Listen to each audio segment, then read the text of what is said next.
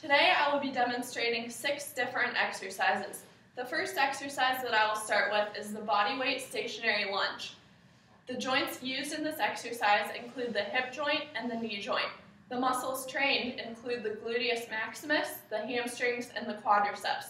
You want to begin by standing upright with your feet about shoulder width apart, and using one leg, you'll flex the hip, keeping the torso erect. Then you'll flex the knee of the front leg and keep the trailing leg in the starting position, allowing the knee of the trailing leg to flex slightly. Just like this, flex. And then you'll extend both knees, extend the hip, and return to the start. Some common errors for this exercise include flexing the knee to an angle greater than 90 degrees, because when you're going forward, you don't want your knee to come past your toes. Jerking movements are common in this exercise, stutter steps, and not maintaining a neutral spine throughout the exercise. The next exercise that I will be demonstrating is the partial curl-up, also known as the crunch. The joint used in this exercise is the spinal joint, and the muscles trained include the rectus abdominis and the internal and external obliques. You want to start in the supine position, so I'll assume the supine position now. And you will flex your knees and your hips and place heels on the ground. Place arms across the chest. Flex torso to 30 degrees. Maintain a neutral head, neck, feet, back, buttocks stationary. And then you will extend the torso back to the start. Some common errors in this exercise include bringing the chin toward the chest, flexing the torso past 30 degrees, and lifting the heels off of the ground and breathing improperly. The third exercise that I will be demonstrating is the modified push-up using my knees. The joint used in this exercise is the shoulder joint and the elbow joint, and the muscles trained include the pectoralis major, the anterior deltoid, and the triceps brachii. I'll assume the prone position on the floor with knees flexed and palms flat on the floor about 2 to 3 inches wider than shoulder width, with elbows pointing out.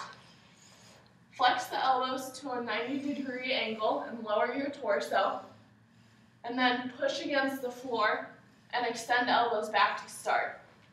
Flex, extend, flex, extend.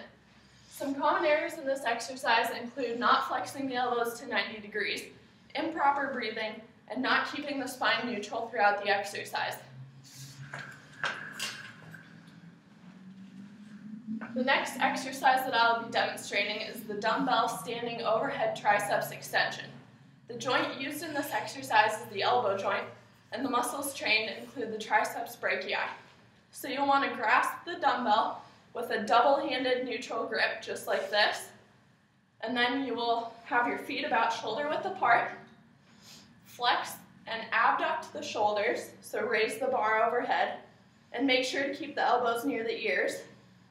Flex elbows while dipping the head, and then you'll extend the elbows, extend the shoulders, and adduct the shoulders, and return to the start.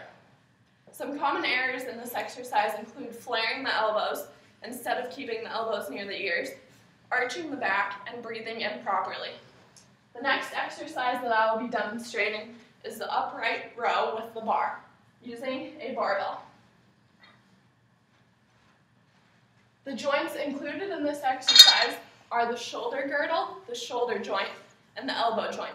The muscles trained include the trapezius, the deltoid, the biceps brachii, the brachioradialis, and the brachialis.